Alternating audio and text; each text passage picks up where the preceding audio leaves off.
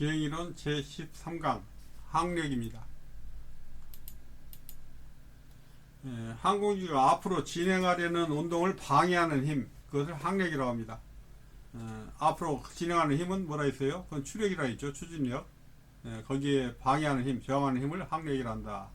근데 항력은 크게 두 개로 나눌 수 있는데, 하나는 유해 항력과, 유해 항력하면 안 좋은 거죠. 일단 유해. 그 다음에 유도 항력이 있다. 유도 항력이라는 것은 항력이 예를 들어서 어떤 운동을 하다 보니까 저절로 생기는, 따라서 생기는 그것이 유도 항력입니다. 먼저 유해 항력에 대해서 설명 한번 해보겠습니다. 항공기가 주변 공기 흐름이나 난기류, 항공기 에어포일 등 항공기 형상으로 인하여 공기 흐름을 방해함으로써 발생하는 항력이며, 그러니까 어떤 에어포일 날개 모양이나 항공기 모양이나 아니면 난기류 어떤 그런 것들 때문에 항공기 어떤 형상으로 인해서, 모양으로 인해서 공기 흐름을 방해할 때, 공기 흐름을 많이 방해하면 그만큼 힘이 더 많이 들겠죠. 그럼 유해 항력이 커진다 그겁니다.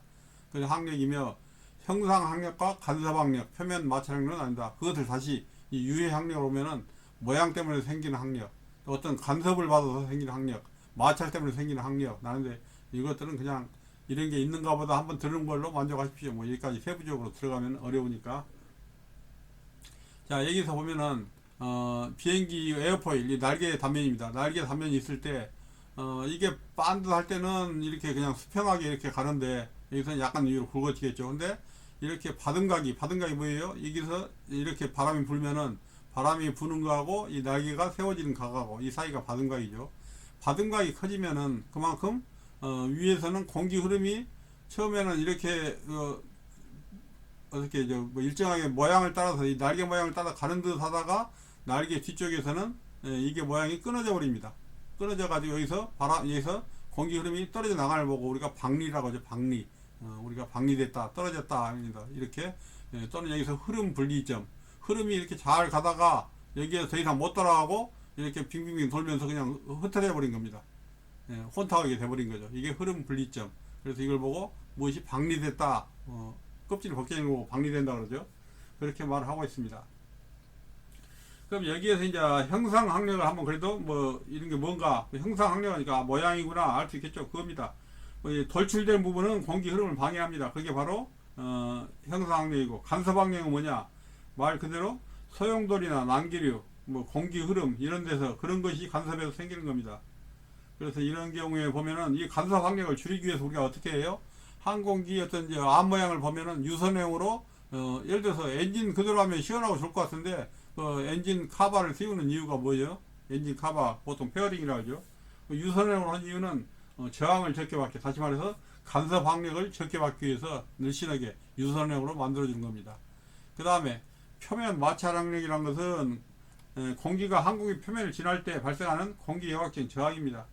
이게 매끄러운 듯 해도, 아무리 매끄럽다 해도 공기가 지날 때는 여기하고 서로 마찰을 일으키게 되기 때문에 그때 생기는 항력이 표면 마찰 항력입니다. 자, 그 다음에 유도 항력. 크게 유해 항력과 유도 항력이 있다 했죠. 항공기는 유해 항력 아니가 이렇게 있다 했는데, 아무튼 유해 항력, 유도 항력 두 개만 잘 외우십시오. 자, 에어포일에 발생되는 양력에서 부수적으로 발생하는 양력. 에어포일에 발생하는 양력이 있는데, 그게 생기다 보니까 그냥 저절로 따라서 생기는 겁니다. 이것이 유도되는 이제 유도 항력이다. 항공기 속도가 증가하면서 바등각이 작아지고, 속도가 증가하면 점점 거기에 맞춰지게 되니까 바등각이 작아지고, 바등각이 작아짐에 따라서 유도 항력도 작아지는 반면에, 항공기 속도가 감소하면 무게를 지탱하기 위해서 양력을 증가해야 하므로, 그런 바등각을, 이게 날개를 더 올리겠죠. 올리면은 그만큼 유도 항력도 증가된다. 아무튼 여기서는 지금 이렇게 아무튼 문자라면 너무 어려운데, 아무튼 이제 연습 문제 한번 보든 앞으로 나가 보겠습니다. 그 다음에 무게입니다. 무게는 뭐 여러분이 알고 있는 것이 무게죠. 그러니까 되게 이제 여기서 하면은 무게라는 것은 항공기 모든 부분은 뭐 무게가 있으니까, 그러면 지구 중심으로 이제 어떤 인력이라 합니까? 지구 중심으로 해서 끌어당기는 힘이 무게죠. 그럼 이제 항공기 무게 중심이 뭐냐 하면은, 항공기 무게가 집중되는 지점, 전체적인 어떤 무게의 한 중심이 되는 점을 무게 중심이라고 하죠. 무게중심은 나중에 나오겠지만은 항공기 안정성에 큰 영향을 줍니다. 무게중심 아무데나 두면 되지가 아니라 항상 여러분들이 뭐 여행을 할 때도 좌석 배정할 때 한쪽에다가 앞에다 다 몰아넣거나 뒤에 다 몰아넣지는 않습니다. 적당하게 화물 무게하고 해가지고 무게중심을 맞추고 있습니다. 알게 모르게 뒤에도 다 그거 하고 있는 거죠. 무게중심 위치는 항공기 안정성에 영향을 굉장히 많이 줍니다. 그래서 항공기마다 허용 가능한 무게중심 위치가 있습니다. 어디서 어디까지의 무게중심이 와야 한다. 거기를 벗어나면은 무리가 간다 이겁니다.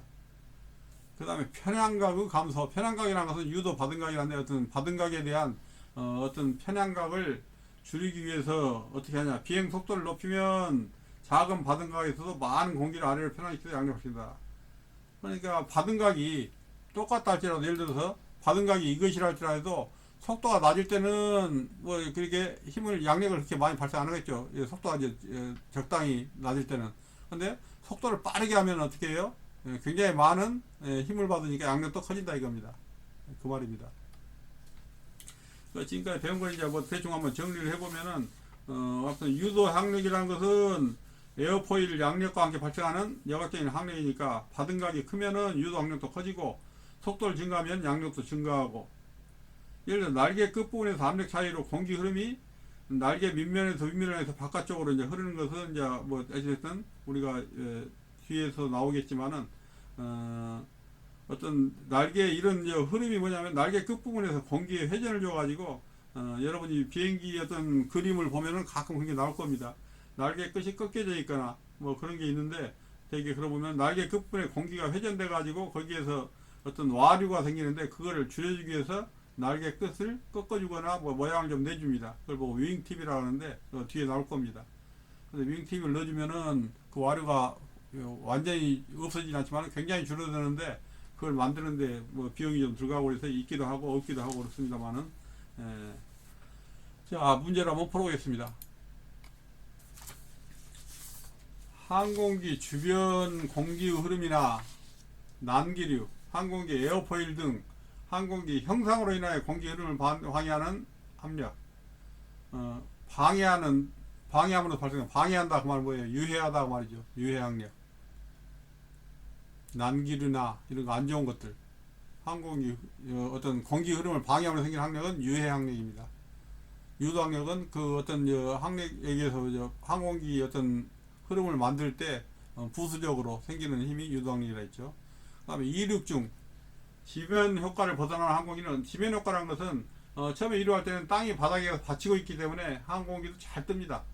공기가 압축돼 가지고 잘 뜨는데 일단 거기서 벗어나면 밑에 받침이 없어지는 거니까 우리 눈에는 공기가 무슨 받침이 있어야지만은 활주로에서는 공기가 딱 갇혀 있어 가지고 뜨는데 또는 내려앉는데 도움을 많이 받는데 일단 그 활주로에서 어느 정도 높이 올라가 버리면은 밑에 받침이 없어진다 이겁니다.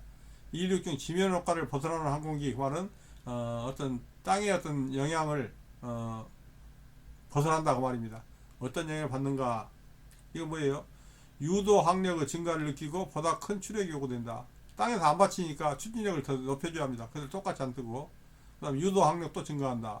거기에서 그만큼 속도가 빨라지니까 유도 항력도 줄어든다. 아니 증가한다 그 말입니다. 유도 항력이란 건 뭐라 했어요? 조금 전에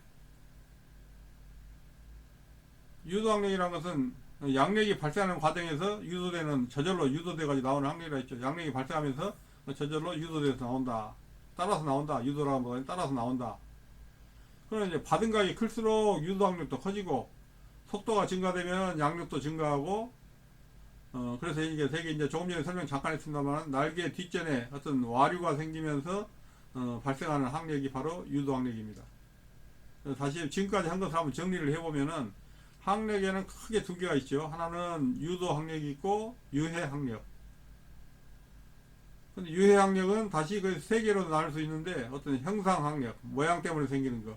그럼 어떤 압력이나 아니면 마찰력이 생길 것이고 거기에서는 어떤 흐름에 따른 항력이 있을 것이고 간섭 항력이 있을 것이고 그런 게 있을 겁니다. 그래서 유도 항력과 유해 항력이 있다. 여기까지 하겠습니다. 감사합니다.